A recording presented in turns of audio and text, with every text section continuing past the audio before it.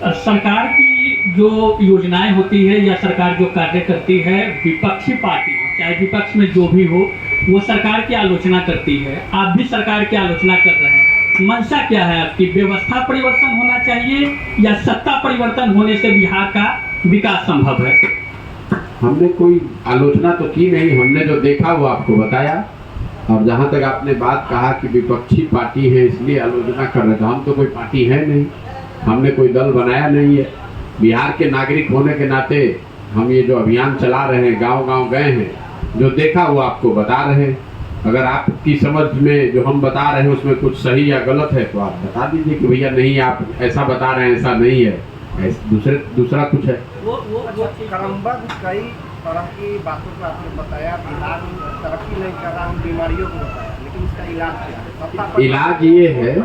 इलाज ये है कि जिन लोगों की ये समस्या है, बिहार के लोग जो ये समस्या झेल रहे हैं, उनकी सबसे बड़ी समस्या ये है कि उनको सारी अपनी समस्याओं का ज्ञान है, लेकिन वो वोट अपनी समस्याओं के आधार पर नहीं करते हैं। बिहार में लोग पूरे समय अपनी समस्याओं से जूझते हैं, जानते हैं, उसकी चर्चा करते हैं, लेकिन वोट वो जाति पर करते हैं, धर्म पर करते हैं, लालू जी के डर से भाजपा को करते हैं, भाजपा के डर से लालू जी को करते हैं। यही बिहार की समस्या है। इसका समाधान आपने कहा कैसे होगा? समाधान तब होगा जब आपकी जो समस्या है उसके आधार पर आप वोट कीजिएगा। अगर आप वोट नहीं कीजिएगा तो जीवन में जिसको भी वोट करना है करते रहिए, आपकी समस्या सुधरेगी नहीं। क्योंकि आपके बच्चों के लिए पढ़ाई नहीं है, लेकिन आप पढ़ाई के लिए तो वोट नहीं करते हैं। आपके पास रोजगार नहीं है, लेकिन आप रोजगार के लिए तो वोट करते नहीं हैं। आपके पास सड़क नहीं है तो सड़क के लिए तो आप वोट करते नहीं हैं। तो जब तक यहाँ के लोग अपनी समस्याओं पर वोट करेंगे नहीं, तब तक सुधार होगा नहीं। सर, पब्लिक लाइव नाउ से चंदन, जनता और खास करके युवा ये जानना चाहते हैं कि जब बिहार में या पूरे भारत में जनसंख्या कम थी तब यहाँ 2 दर्जन से अधिक चीनी मिलें हुआ करते। ऐसा क्या कारण रहा कि वर्तमान विगत 2-3 दशकों में वो सारी चीनी मिलें ही बंद नहीं हुई, यहाँ बेरोजगारी बढ़ती गई? ऐसा क्यों किया गया? ऐसा इसलिए है कि पिछले 30-40 साल से बिहार की जनता ने चीनी मिल पर, कागज मिल पर, उद्योग पर, पढ़ाई पर वोट करना बंद कर दिया है। यहाँ पर वोट खाली एक ही चीज़ पर होता है कि भैया हमारी जाति क्या है और कौन हमारे जात का नेता खड़ा है। तो चीनी मिल चले या न चले, वोट तो आप जाकर अपने जात पर ही दीजिएगा। चीनी मिल चले या न चले, अगर आपके घर के बच्चे चीनी मिल में काम करते थे, बेरोजगार हो गए, तो भी जाकर आप वोट उसी नेता को दीजिएगा। तो चीनी मिल चालू कैसे होगा?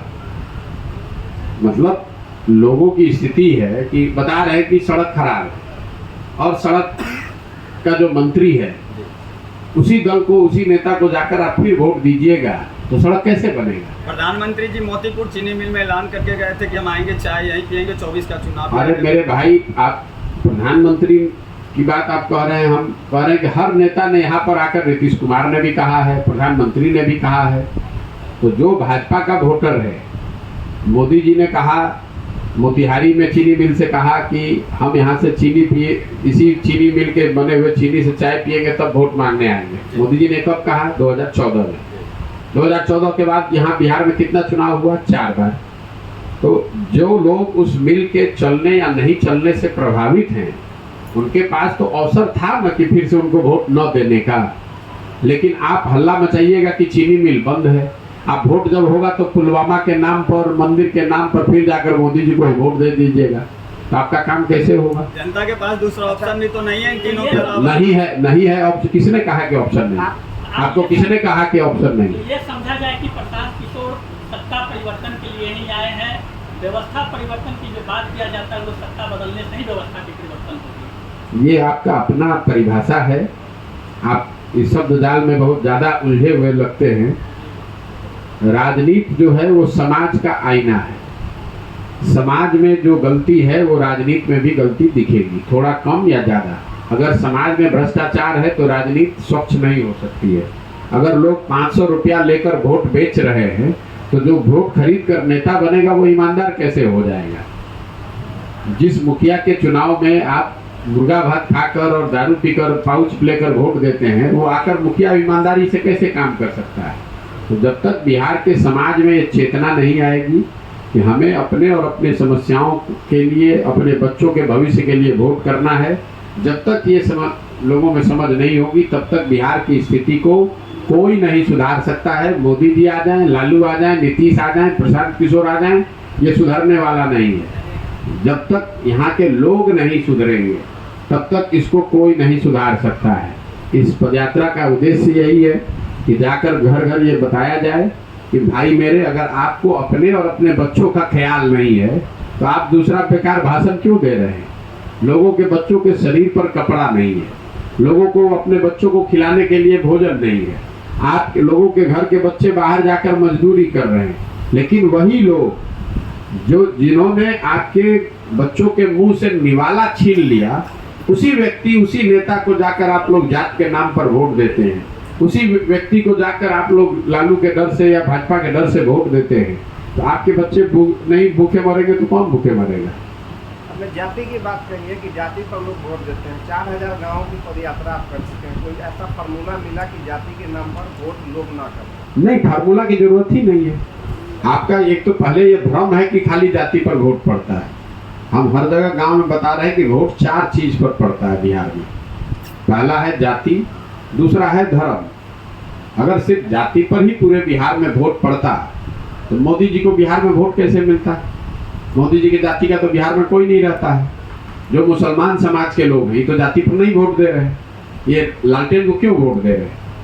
बिहार में वोट 4 वजह से पड़ता है।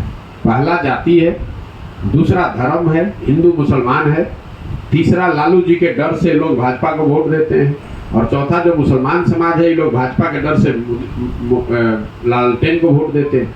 इनको ना जाति से मतलब है, ना इनको काम से मतलब है, इनको इससे मतलब है कि भाजपा हारनी चाहिए। वैसे ही समाज में एक बहुत बड़ा वर्ग है जो कहता है भैया कुछ हो जाए लालू नहीं जीतना चाहिए, इसलिए जाकर आप भाजपा को वोट देते। तो भाजपा का अगर विधायक काम नहीं भी किया है, आपकी बात नहीं भी सुनी है, तो भी आप लालटेन के डर से उसको वोट देते हैं। वही हाल मुसलमानों का है। अगर आरजेडी का विधायक काम करे चाहे न करे, गांव में इनके सड़क बने या चाहे न बने, मिल चले या चाहे न चले, मुसलमान आरजेडी को छोड़कर किसी को वोट देगा? उसको किसी को वोट नहीं देना है। तो जब आप बंधुआ मजदूर बनकर वोट दीजिएगा तो आपके बच्चों का जीवन भी बंधुआ मजदूर की तरह ही रहेगा। महिला आरक्षण में लगता है कि बदलाव की आवश्यकता होगी, इसको लेकर के आंदोलन की तैयारियां की जा रही है। आपको भैया लगता है जो कि आंदोलन, देखिए जो आंदोलन करना चाह रहे हैं अपना हमको opinion करना। दीजिए। मेरा ओपिनियन बिल्कुल जो महिला आरक्षण लागू हुआ है वो ठीक है, होना चाहिए, इसमें कहीं कोई दिक्कत नहीं, भाई कोई दिक्कत नहीं। कोई दिक्कत नहीं। आंदोलन करने वाले जो बेवकूफ लोग हैं उनको ना महिला आरक्षण से मतलब है, ना महिलाओं की स्थिति से मतलब है। उनको मतलब है कि इसमें राजनीति होता रहे, कुछ ना कुछ करके इसी में अपना रोटी सेकते रहे। भाई जो लोग आज कह रहे हैं कि इसमें महिला में ओबीसी का अलग से होना चाहिए, ठीक है, पहले आरक्षण हो आने दीजिए, फिर लागू कर दीजिएगा। और उनसे जरा पूछिए तो कि आप अपने पार्टी में कितने महिला ओबीसी को आपने टिकट दिया है, जरा पूछिए तो। पदयात्रा का लगभग 1 साल पूरे को है, 4000 गाँव का आपने दौरा किया है, क्या कुछ बदलाव दिख रही है? क्या 24 में प्रशांत किशोर का असर वोटरों पे पड़ेगा? वो वोट किन्हें देंगे उससे मतलब नहीं है, लेकिन आप जिस अभियान को लेकर के चले उसका असर लोगों पे पड़ेगा। भाई असर पड़ेगा कि नहीं पड़ेगा ये तो जब वोट होगा तब पता चलेगा। हमको क्या मालूम है कि असर पड़ेगा कि नहीं पड़ेगा। हमारा काम है लोगों को जाकर बताना। हम अपना उस काम को ईमानदारी से कर रहे हैं, साल भर से कर रहे हैं, घर परिवार छोड़कर गांव-गांव जाकर लोगों को समझा रहे हैं।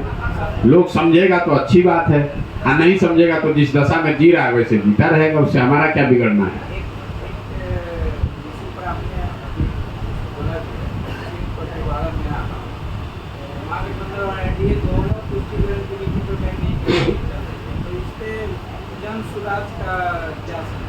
भाई जन सुराज का यही कहना है कि आप चाहे महागठबंधन को वोट दे दीजिए कि भाजपा को वोट दे दीजिए, उससे बिहार का कुछ भला होने वाला है नहीं।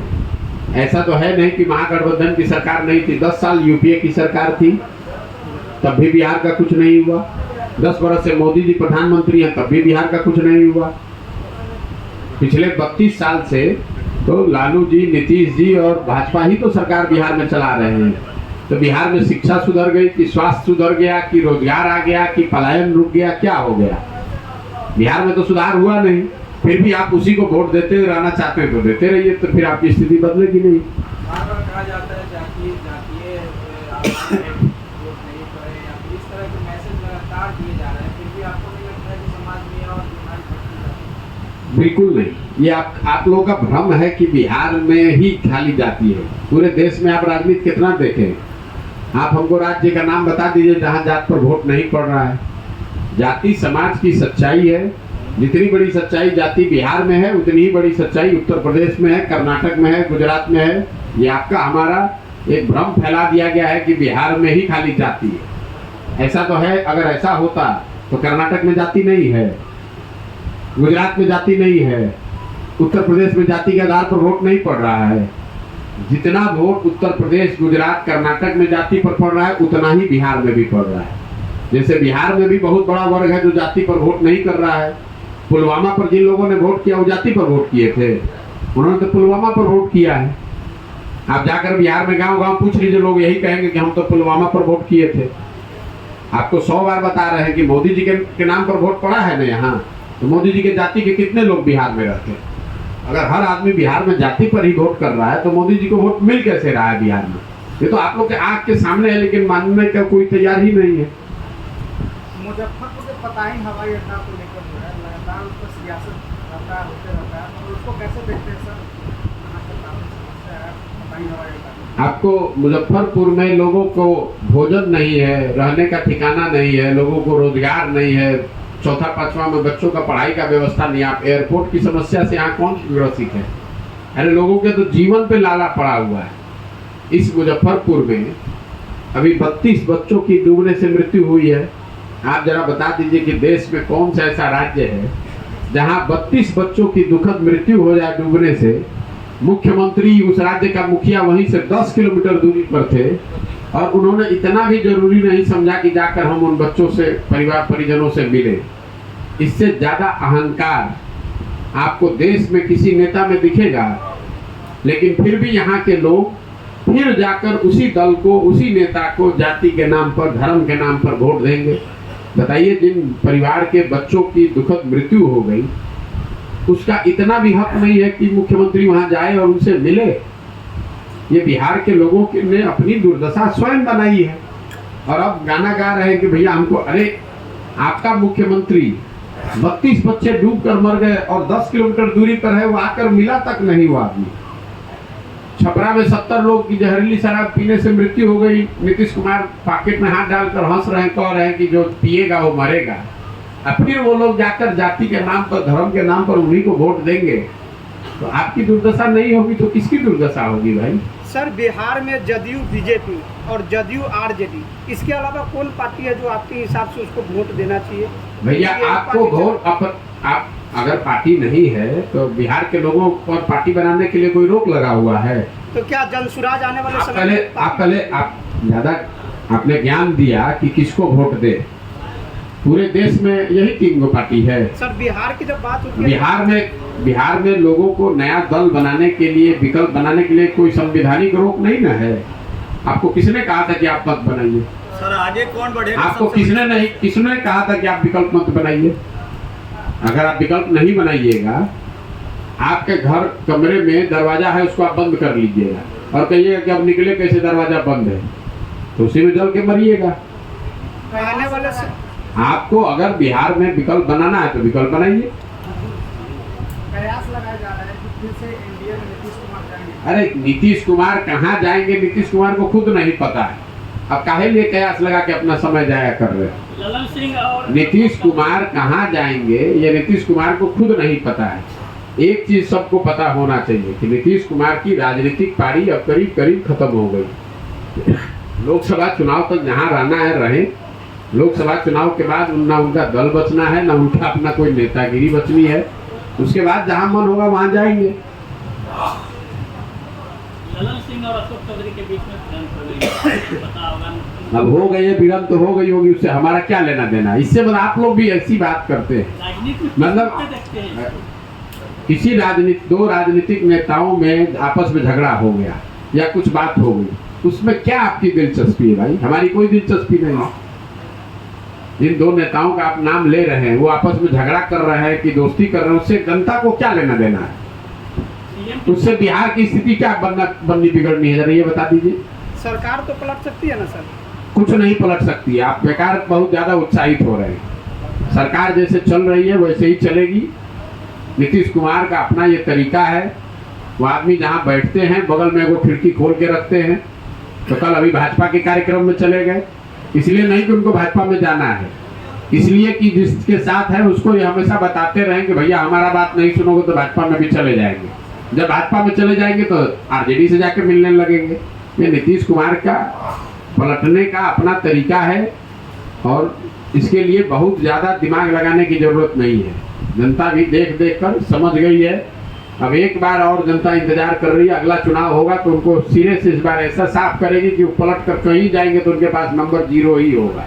बिहार में आपने विकल्प बन करके सामने आ रहे हैं बिहार में। भैया कोई प्रशांत किशोर की बात नहीं है, हमने कोई दल बनाया नहीं है, हम चुनाव लड़ नहीं रहे हैं। आने वाले हमारा काम है बिहार में बेहतर विकल्प बनाना, बिहार के लोगों को समझाकर लोगों की मदद से नया विकल्प बनाना, ताकि किसी भी जाति, किसी भी संप्रदाय, किसी भी वर्ग के लोग को मजबूरी में किसी गलत आदमी को वोट नहीं देना पड़े। जन सुराज का वो उद्देश्य है, हम उस काम में लगे हुए हैं। रणनीतिकार का ही रहेगा वो चेहरा या फिर विशेषज्ञ के तौर पे राजनीति भैया आप सामने आइए। जो हम कर रहे हैं वो आप ये बस इतना ही जानिए, इससे ज्यादा ना आप कुछ कहिएगा, उस पर मैं कुछ बोलने वाला हूँ ना। ये बात बढ़िया है कि आप जमीनी स्तर पे पदयात्रा कर रहे हैं, लोगों से मिल रहे हैं, लेकिन उन लोगों का ही सवाल है कि आखिर किसको देंगे, 24 में हो या 25 में। आप चिंता मत कीजिए, किसको देंगे वोट उनको सामने दिखेगा, आप काहे घबरा रहे हैं? दिखेगा आने वाले समय में, बिल्कुल दिखे। चलिए सर बहुत अंतिम बहुत सवाल है, धन्यवाद है। बिहार में जातीय जनगणना हुई है, उससे कितना फायदा होगा? जातीय जनगणना पहले तो कहना शब्द बंद करो, क्योंकि कोई जातीय जनगणना हो नहीं सकती है। ये जातियों का सर्वे हुआ है। जनगणना जो है वो केंद्र सरकार का विषय है, राज्य सरकार का विषय है नहीं। यहाँ पर नेता और पत्रकार पूरे समाज को ही ऐसा अनपढ़ बना दिया गया है कि जातीय हुआ सर्वे, उसको कह दिया जनगणना। और आप लोग भी उलझे हुए जनगणना का अधिकार संवैधानिक तौर पर राज्य सरकारों को है ही नहीं। सर्वे हुआ है, राज्य सरकार के अधिकार क्षेत्र का मामला है। इस तरह के कई सर्वे राज्यों में अलग अलग जाति का, आर्थिक आधार का होता रहता है। राज्य सरकार ने अगर कोई सर्वे किया है, उसकी जो जानकारी आएगी उस पर आप टीका टिप्पणी कीजिएगा। अगर समाज का कोई वर्ग है जो छूट गया है पीछे, उसकी संख्या समाज को, लोग को नहीं पता, पता चल जाएगी, उससे क्या नुकसान है। लेकिन ये जनगणना नहीं है, इसका कोई संवैधानिक और वैधानिक आधार नहीं है। ये आपको और समाज को बेवकूफ़ बनाया जा रहा है कि भैया जनगणना हो गया। जनगणना कराना केंद्र सरकार का विषय है। संवैधानिक तौर पर कोई भी राज्य सरकार जनगणना करा ही नहीं सकती है। बहुत बहुत धन्यवाद।